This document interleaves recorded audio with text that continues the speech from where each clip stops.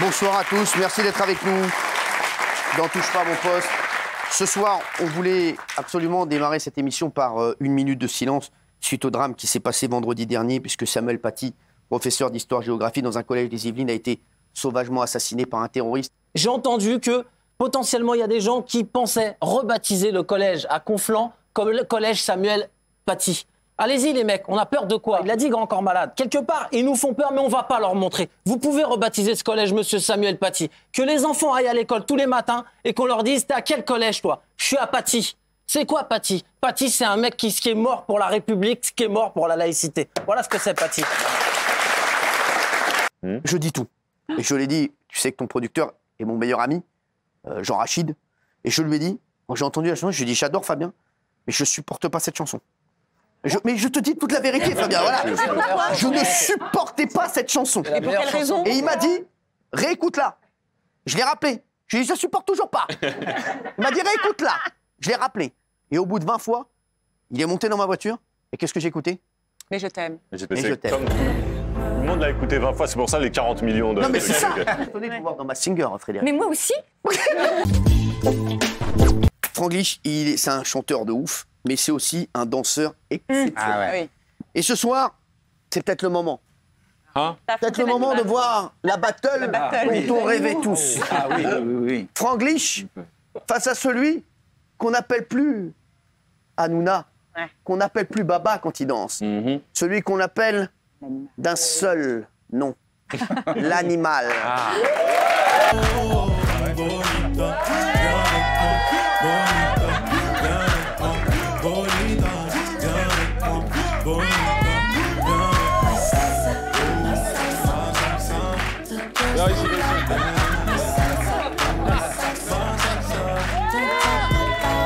Chambé. Ouais, bien sûr. C'était chambé.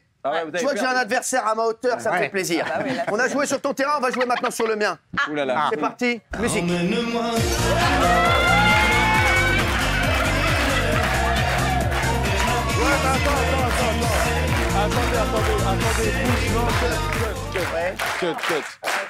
Par contre, on n'a pas le droit de faire le même pas à chaque fois.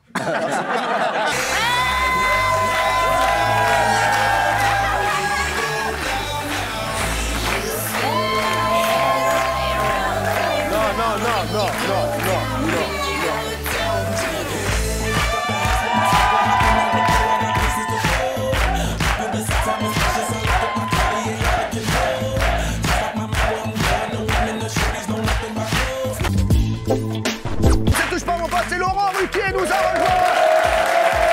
Merci Laurent d'être là. Alors je vais vous dire, on se dit tout.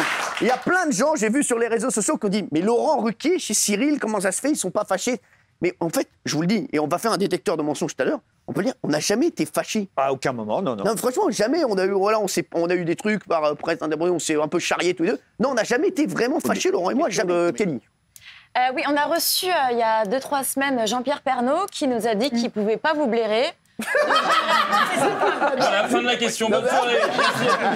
J'aimerais savoir ce que vous pensez de lui et s'il y a quelqu'un que vous ne pouvez pas blairer aussi dans le milieu. Non, moi, jamais il y a quelqu'un dont je dis je ne peux pas le blairer parce que, par exemple, Jean-Pierre Pernaut ne serait pas vrai. Ça se fait qu'il peut pas vous J'aime blairer plutôt bien Jean-Pierre Non, Pernaut. parce que vous le charriez J'ai toujours un peu. dit, en revanche, que j'aimais pas les sujets qu'il traitait. Mais ça, c'est une question de goût. Moi, en revanche, contrairement à lui, je ne me serais jamais permis de dire je ne peux pas le blairer. Et c'est pas Parce qu'il me vraiment, connaît- c'est pas vraiment ce qu'il a dit. Il me connaît pas, il me connaît pas, il me connaît pas. C'est sa femme qui a dit ça, mais il a dit Bah quoi? alors, elle est plus conne que lui. Non, hein. elle est sympa.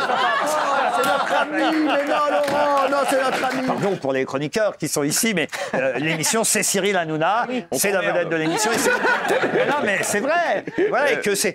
Pour moi, vous êtes un bon animateur et un bon fantaisiste. J'appelle ça comme ça parce que et c'est un compliment de Non, ma mais je le part. prends bien. Les chansons de Charles Aznavour, et j'ai mis d'autres paroles dessus. À vous de trouver les deux interprètes. Vous jouez avec nous, bien sûr, chez vous, sur Twitter, et vous jouez avec nous aussi autour de la table. Okay. Voici la première chance. C'est parti.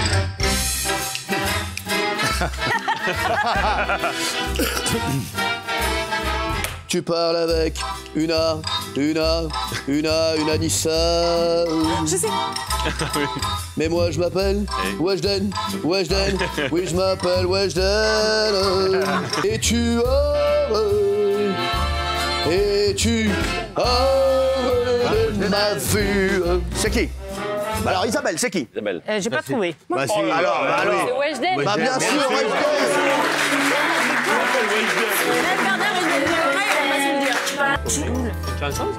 Contresens, ma chérie, tu es à contresens, mais dis-moi, t'étais où quand je mettais 7 euros? Et toi?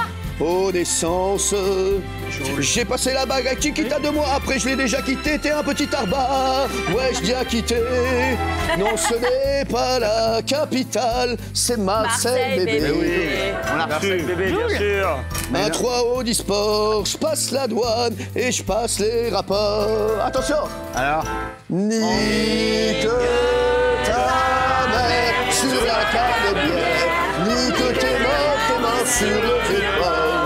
Ni là-bas, c'est les quartiers sud, mais nique tes mains sur le vieux-port. Bravo! Alors, pour vous, est-ce que Xavier Dupont de Ligonnès est vivant? Ah oui, moi je le crois depuis le premier jour. Pour vous, il est vivant? D'abord parce qu'il faut beaucoup de courage pour se tuer. Il en faut plus pour se tuer que pour donner la mort. Si c'était tué, moi, ce que je dis à chaque fois, c'est qu'on l'aurait retrouvé. On aurait retrouvé le corps. Non, pourquoi? Non. Non, je pense pas. Enfin, je pense pas s'il avait pris un cargo et qu'il prend un litre de whisky, des médicaments et puis qu'il saute par-dessus bord, on le retrouve. Non. Mais ça, vous ne pensez pas à ça? Pour moi, c'était pas dans ses projets. Et puis, quand vous voyez tout le mode opératoire qui remonte quand même à 1 an avant les crimes, vous comprenez que c'est un mec qui veut pas mourir. Ouais. Et un garçon qui va chercher son fils 2 jours après, alors qu'il a tué toute la famille, qui va le chercher à la gare en sachant qu'une heure après il sera mort, c'est quelqu'un qui voit loin. Pour vous, il est où? Alors, il y a plusieurs thèses. Il y a eu une thèse assez forte sur la Thaïlande, parce qu'il n'y a pas d'extradition. Il y a cette fameuse théorie dont je parle, qui est la théorie des 3 frontières, c'est-à-dire que si vous vous cachez dans le nord de la Thaïlande, que vous êtes près du Laos, de la Birmanie, du Vietnam, vous pouvez en une nuit franchir une frontière, si vous êtes repéré. Et Xavier, quand même, il était assez... il savait comment dire, la problématique des fugitifs en cavale.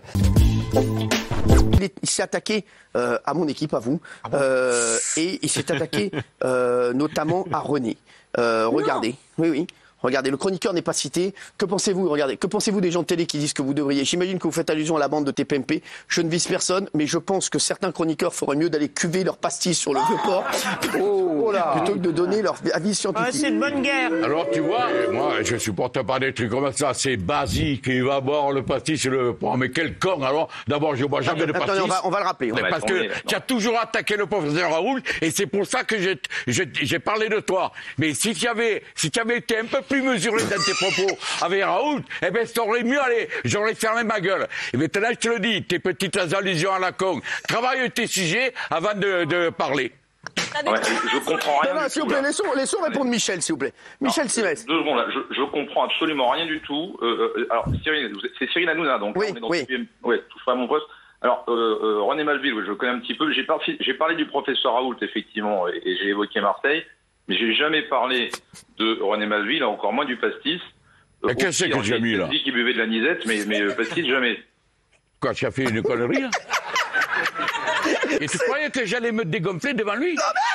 Je voudrais remercier Yann Jamais, qui est excellent, qui le fait très bien, Yann, exceptionnel, Yann. Yann Hôtel. Une de vos séquences phares de l'émission C'est mon choix. On va afficher dans l'écran des secrets qui correspondent à nos chroniqueurs. Vous allez devoir deviner quel chroniqueur a ce secret. D'accord? Qui a peur des ananas? Pas moi. Qui n'a pas encore parlé? Moi, je pense que c'est Bernard, non? Qui ça? Patrick, vous avez peur des ananas? J'ai la phobie des ananas. Non, arrête, Cyril. Non, s'il te plaît. Non, en vrai. Non, je suis phobique. En vrai, vous avez peur des ananas? Mais pourquoi? Ah, c'est génial, reviens, j'adore.